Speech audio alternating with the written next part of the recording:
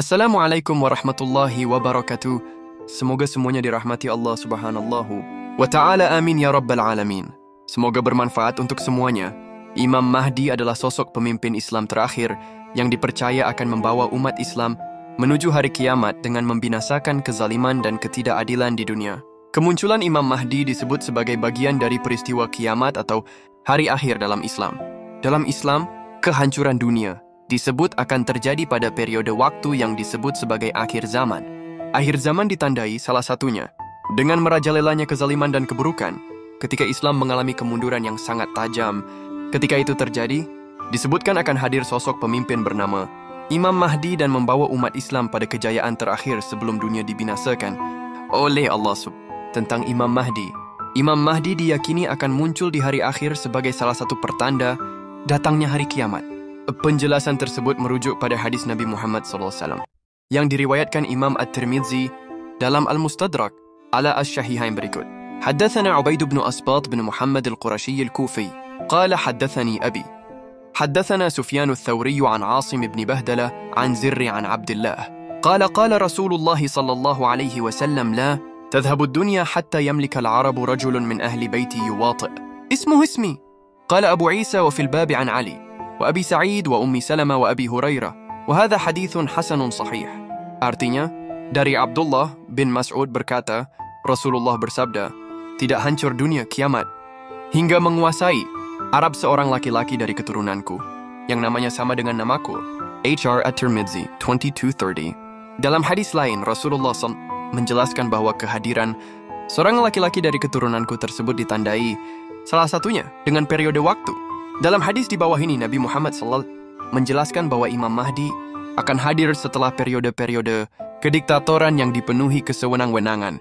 Wa akhrajat Tabarani fa al-Kabir wa Ibn Mundih wa Abu Nuaim wa Ibn Asakir an Qais ibn Jabir an abihi an jaddih anna an-nabiy sallallahu alaihi wa alihi wasallam qala sayakunu min ba'di khulafa'in wa min ba'di al-khulafa'i umara' ومن بعد الأمراء ملوك ومن بعد الملوك جبابرة ثم يخرج رجل من أهل بيتي يملأ الأرض عدلا كما ملئت جورا ثم يأمر بعده القحطاني فوالذي بعثني بالحق ما هو دونه.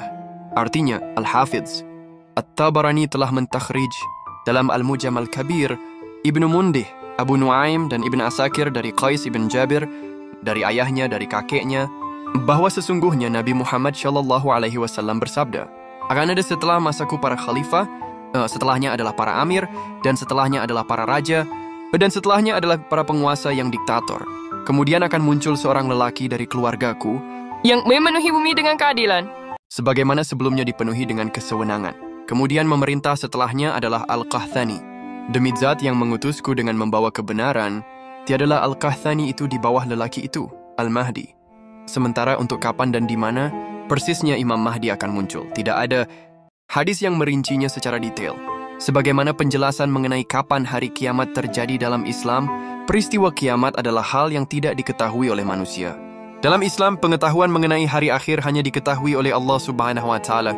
Bahkan Nabi Muhammad SAW tidak memberikan detail peristiwa kiamat kepada umatnya, melainkan tanda-tanda sebagaimana kemunculan Imam Mahdi. Meskipun kemunculan Imam Mahdi merupakan hal yang tidak diketahui, namun sudah banyak terjadi peristiwa di mana manusia mengklaim sebagai Imam Mahdi. Klaim diri sebagai Imam Mahdi terjadi berulang kali, terutama setelah wafatnya Nabi Muhammad SAW. Bahkan hingga kini, klaim diri sebagai Imam Mahdi kerap kali ditemukan. Lantas, bagaimana cara mengetahui klaim Imam Mahdi yang palsu? Rasulullah SAW membekali umatnya dengan hadis untuk mengatasi hal tersebut. Melalui hadis-hadisnya, Nabi Muhammad SAW menjelaskan ciri-ciri Imam Mahdi yang dimaksud sebagai berikut. 1. Meruaikan keturunan Nabi Muhammad SAW. Rasulullah SAW menjelaskan bahwa Imam Mahdi berasal dari keturunannya, yakni dari garis keturunan Fatimah Az-Zahra, putri Rasulullah SAW. Hal tersebut didasarkan pada hadis berikut. Sami'tu Rasulullah sallallahu alaihi wasallam yaqul, Al-Mahdi min itrati min waladi Fatimah. Artinya, aku, Ummu Salamah, mendengar Rasulullah bersabda, Al-Mahdi itu berasal dari keluargaku, dari keturunan Fatimah.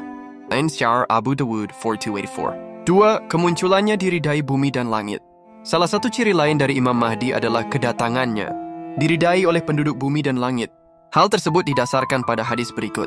An Abi Sa'id al-Khudri qala Rasulullah sallallahu alaihi wasallam Ubashirukum bil Mahdi yub'athu fi ummati ala ikhtilafin minan nasi wa zalazil fayamla'ul arda qistan wa adlan kama muli'at jawran wa zulman kunna yarda anhu sakinus sama'i wa sakinul ard.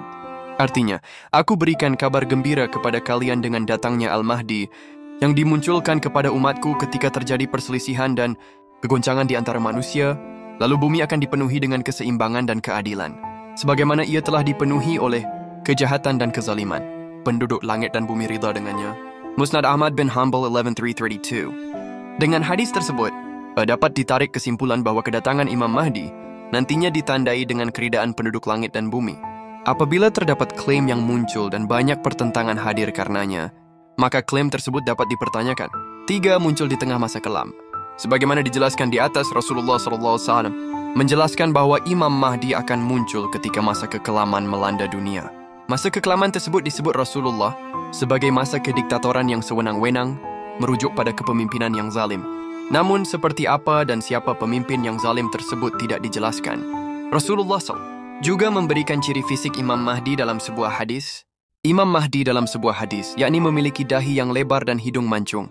Dalam hadis yang diriwayatkan Abu Dawud tersebut, Rasulullah SAW bersabda, Qala Rasulullah SAW, Al-Mahdiyu minni ajlal jabha, aqnal anf, yamla'ul arda qistan wa adlan kama muli'at jawran wa zulman. Artinya Rasulullah bersabda, Al-Mahdi itu dari keturunanku, dahinya lebar, hidungnya mancung. Ia memenuhi bumi dengan kejujuran dan keadilan, sebagaimana sebelumnya bumi dipenuhi dengan kezaliman dan kelaliman. HR Abu Dawud 4285. Penting yang dapat diambil untuk melindungi diri dari keburukan yang mungkin timbul.